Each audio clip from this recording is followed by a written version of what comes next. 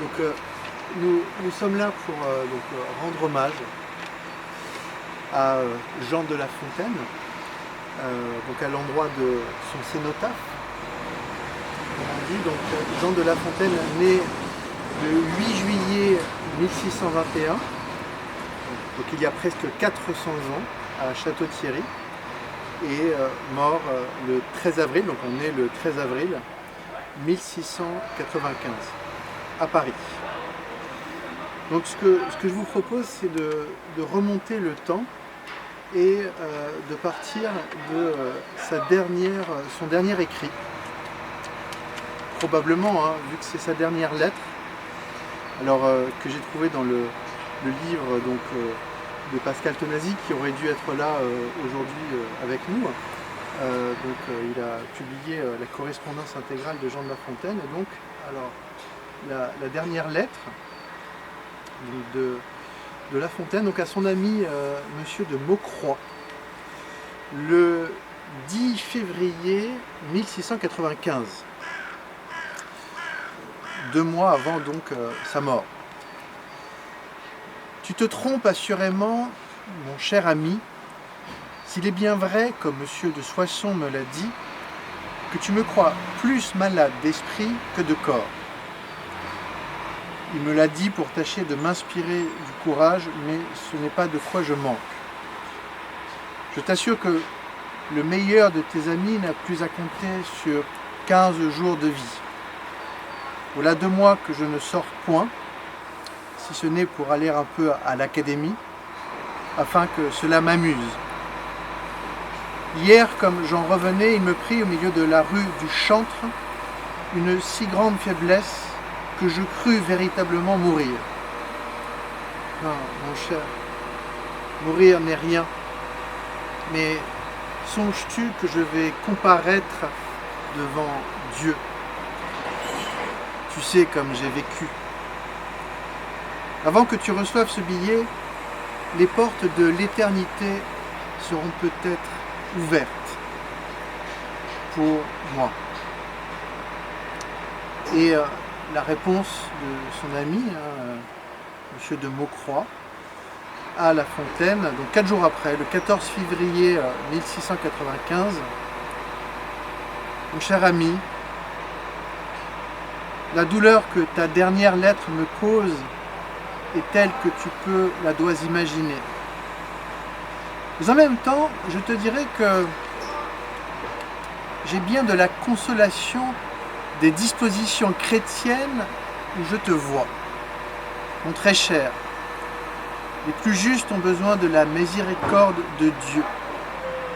Prends-y donc une entière confiance et souviens-toi qu'il s'appelle le Père des miséricordes et le Dieu de toute consolation.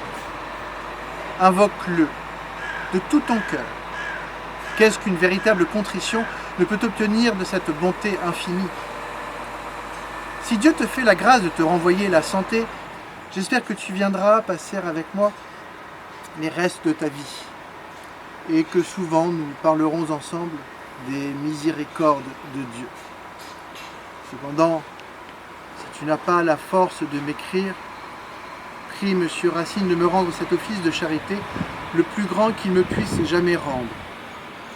Adieu, mon bon, mon ancien et mon véritable ami.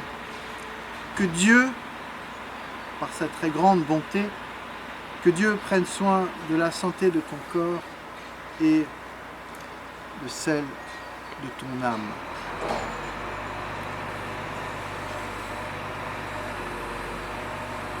Donc, si on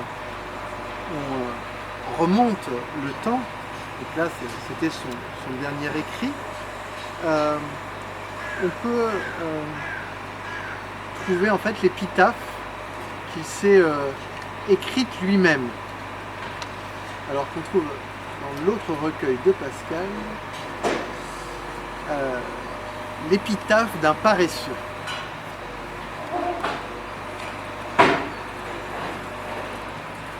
Jean s'en alla comme il était venu, mangea le fond avec le revenu, tint les trésors chose peu nécessaire, quand à son temps, bien le sut dépenser, de part en fille, dont il voulait passer, l'une à dormir et l'autre à ne rien faire.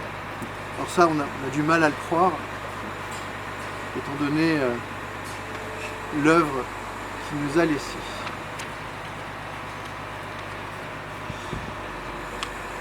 Alors, remontons toujours la source et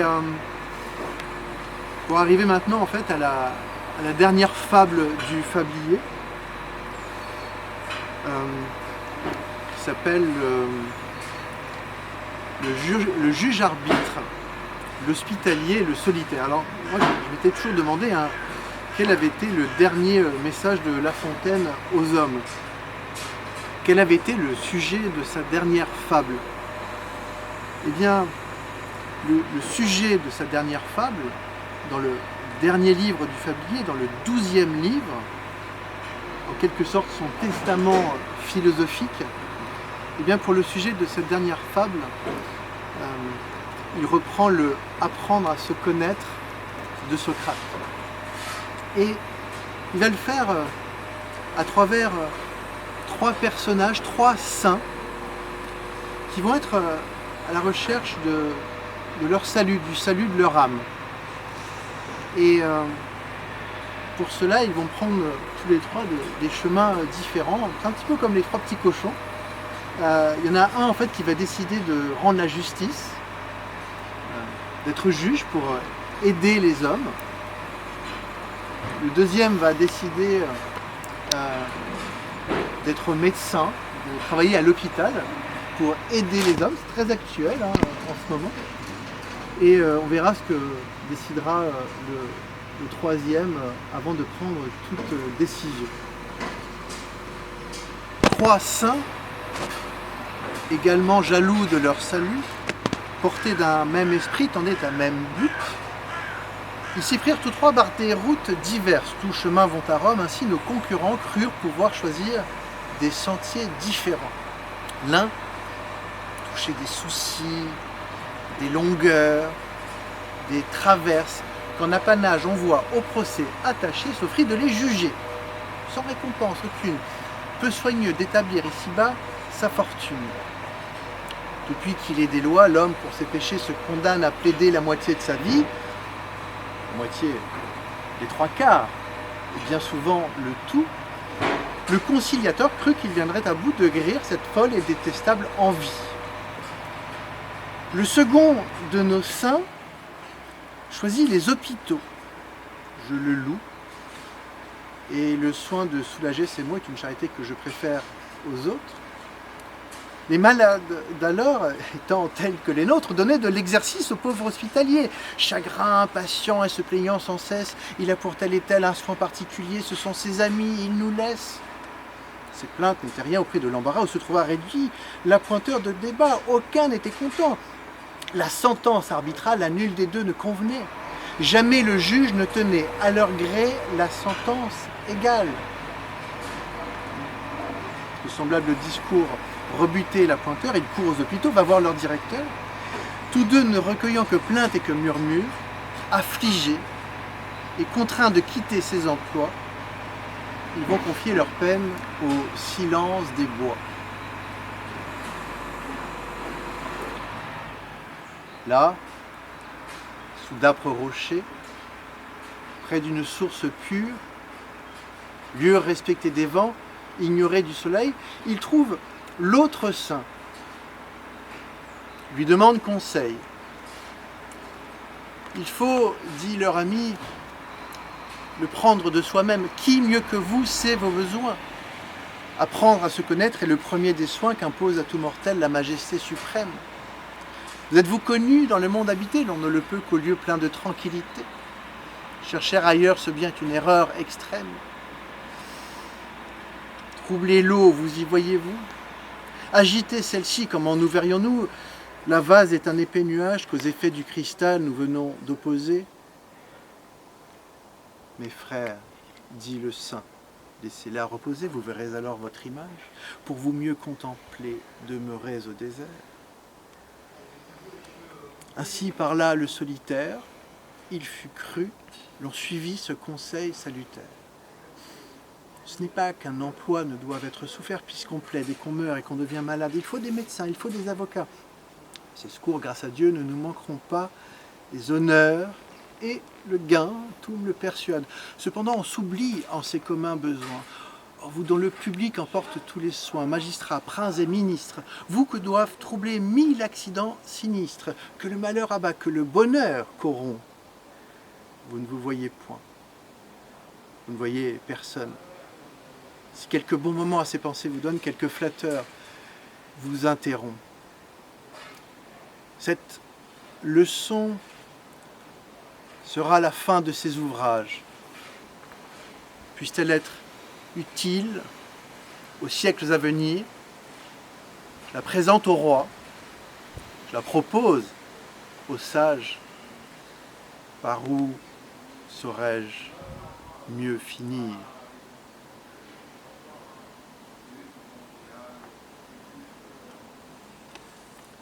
Alors, si Pascal Thonazy était là, il nous dirait que voilà, c'est la fin des 10 800 vers des fables. Remontons à la source, le début des fables. Donc, le premier livre des fables, édité à 47 ans, est introduit par ce texte très court de La Fontaine, où il dit clairement qu'il ne les invente pas, ces fables, pour la plupart. Il s'inspire notamment d'Ésope et d'auteurs. Lui, son métier, c'est de les mettre en vers. Je chante les héros dont Ésope est le père, troupe de qui l'histoire, encore que mensongère, contient des vérités qui servent de leçon. Tout parle dans mon ouvrage, et même les poissons. Ce qu'il dit s'adresse à tous tant que nous sommes. Je me sers d'animaux pour instruire les hommes. Et on a tous en tête, la première fable, ou une des premières fables apprises souvent à l'école, le corbeau et le renard, qu'on a apprise justement alors à l'école, souvent en la chantant, mais Maître Corbeau sur un arbre perché. Et c'est vrai que moi qui étais chez un maître, Jean-Laurent Cochet, il nous disait mais non, mais réaccentuez un petit peu et faites comprendre que ce n'est pas l'arbre qui est perché, c'est le corbeau. Alors ça donne Maître Corbeau sur un arbre perché, tenait dans son bec un fromage. Maître Renard, par l'odeur alléchée, lui tint à peu près ce langage. Bonjour, monsieur du corbeau, que vous êtes joli, que vous me semblez beau, sans mentir. Là, je fais une petite parenthèse, en général quand on vous dit sans mentir, c'est que justement on va vous mentir. Sans mentir, si votre ramage se rapporte à votre plumage, vous êtes le phénix des hôtes de ces bois.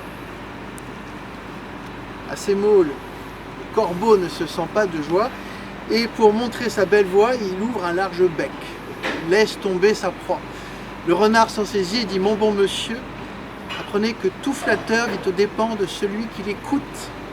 Cette leçon, ou bien un fromage, sans doute. » Le corbeau, honteux et confus, jura, mais un peu tard, qu'on ne l'y prendrait plus. Alors on ne peut plus dire cette fable sans rendre hommage à Fabrice Lucchini, qui le premier a mis en vers lent ce que La Fontaine avait mis en vers. Alors ça donne le corbeau et le renard, le beau corps et le narreux. Donc Maître Corbeau sur un arbre perché, Maître Beaucorps sur un breuard chez père, tenait en son bec un fromage, tenait en son cap un mâche-front. Bon, on a compris la règle du jeu. Maître Narreux, par Dorlot léché A, lui tient à peu près ce gage-là. Et Jourbon, Siormont du Beaucorps, que vous êtes ligeot, que vous me blessant aube, sentirement, si votre majera se rapporte à votre mâche plus, Vous êtes le Nixfé des Théo de ses soives. À ses stomes, le beau corps ne se sent abs de wage, et pour Trémont sa belle soive, il vreou à Jolarkeb. Laisse béton sa proie. Le narreux sans saisir dit mon bon surmont. Apprenez que tout heurfla, vite au dépend de lui ceux qui l'écoutent. Ce sont-le. Faut bien un mâche franc, doute sang. Le beau corps, Théon et Fucon, raju mais un peu d'art, qu'on n'y prendrait plus, et c'est signé Jean de la Fontaine, alias Ange de la Tennefond.